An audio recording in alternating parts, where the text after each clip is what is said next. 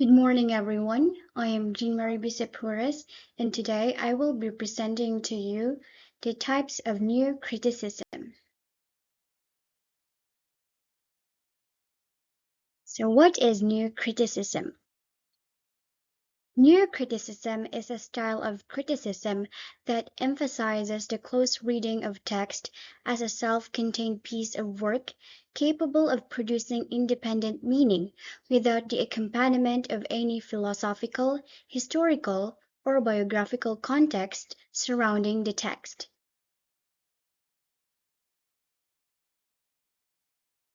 New criticism is a name applied to a varied and extremely energetic effort among Anglo-American writers to focus critical attention on literature itself.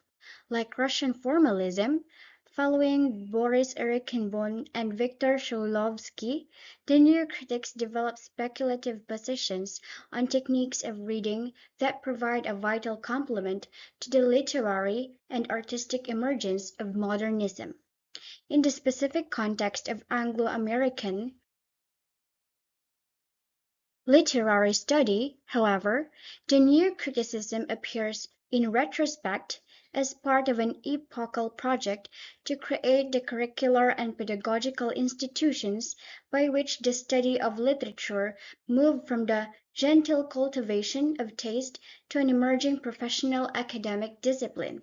In this respect, the new criticism exhibits many similarities to structuralism, just as it had an impact on the development of the French Nouvelle Critique and later, structuralist literary criticism as exemplified in the early work of Roland Barthes.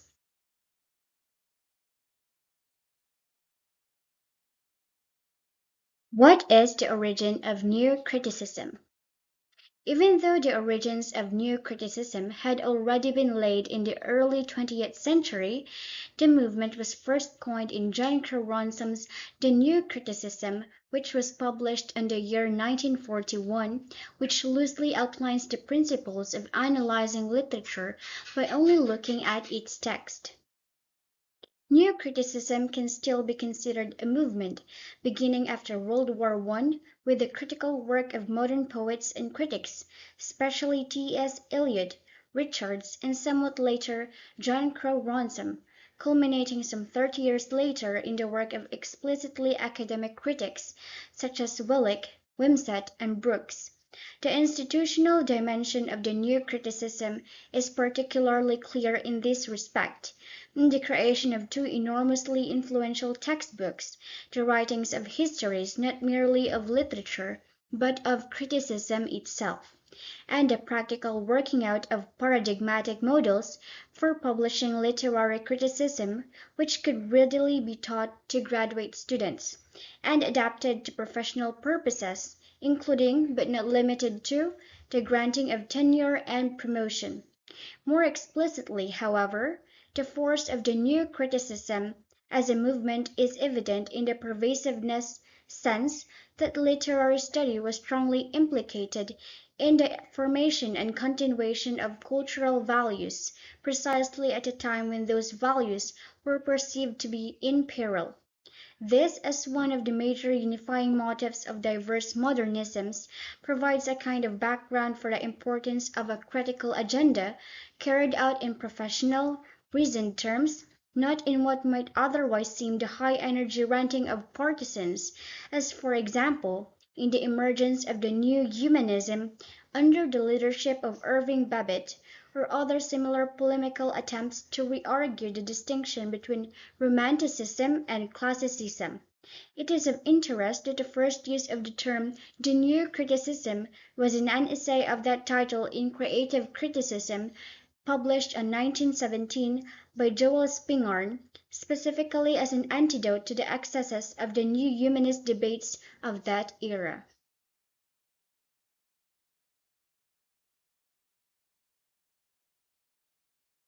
What was the main focus of the new criticism? The text is the main focus of the new criticism.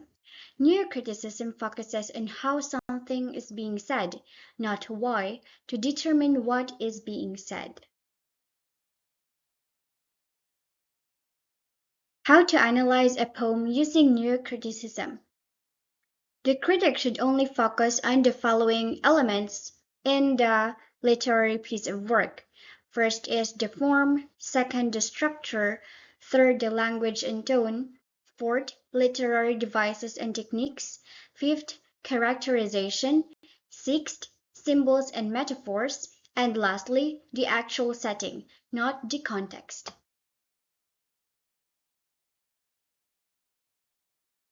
Now that we have tackled an overview of the new criticism, let us move on to the new types of criticism.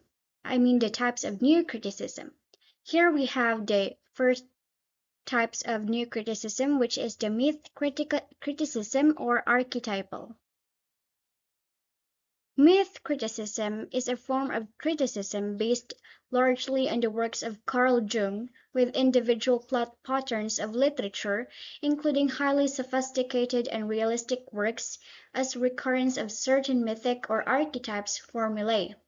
Archetypes are primordial images or psychic residue of the types of experience in the lives of ancient ancestors, which are inherited in the collective unconscious of the human race and are expressed in myths, religion, dreams, and private fantasies, as well as in the works of literature.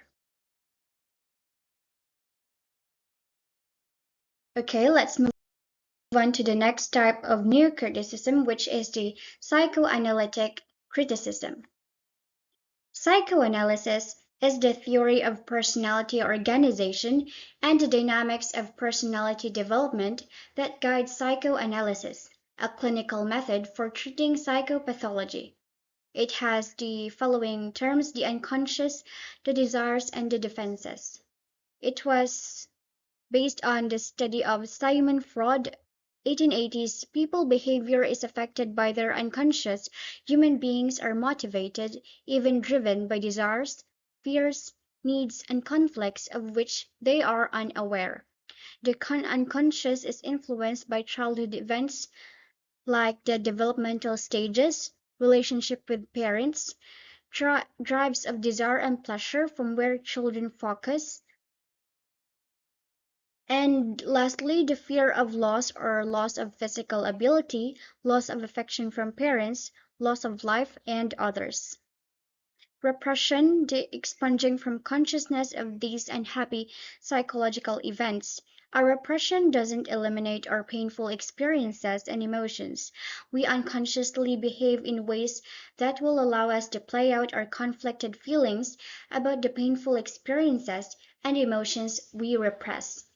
To keep all of this conflict buried in our unconscious, Freud argued that we develop defenses, which are selective perception, selective memory, denial, displacement, projection, regression, fear of intimacy, and fear of death, among others. The unconsciousness is composed of the ID, ego, and superego.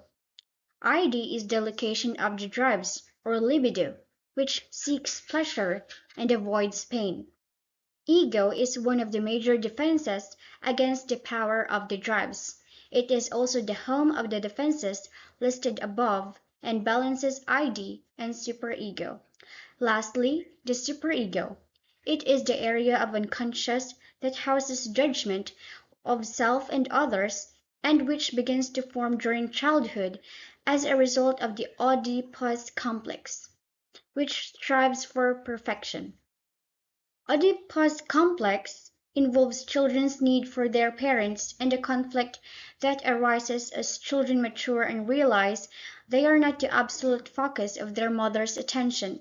Both boys and girls wish to possess their mothers, but as they grow older, they begin to sense that their claim to exclusive attention is thwarted by the mother's attention to the father.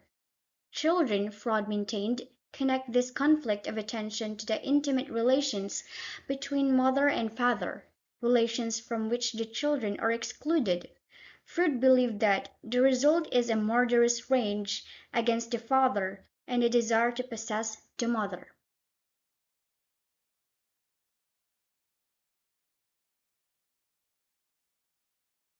So here are the typical questions literary critics use and to analyze the psychoanalysis of the literary piece of work. First, we have here how can characters' behavior, narrative events, and/or images be explained in terms of psychoanalytic concepts of any kind? For example, the fear of fascination with death, sexuality, which includes love and romance, as well as sexual behavior, as a primary indicator of psychological identity or the operations of ego, ID, and superego. Next, we have the question, how did the operations of repression structure or inform the work? And also, are there prominent words in the piece that could have different or hidden meanings? Could there be a subconscious reason for the author using these problem words? Are there any Oedipal dynamics or any other family dynamics at work here? What does the work suggest about the psychological being of its author? And what might a given interpretation of a literary work suggest about the psychological motives of the reader?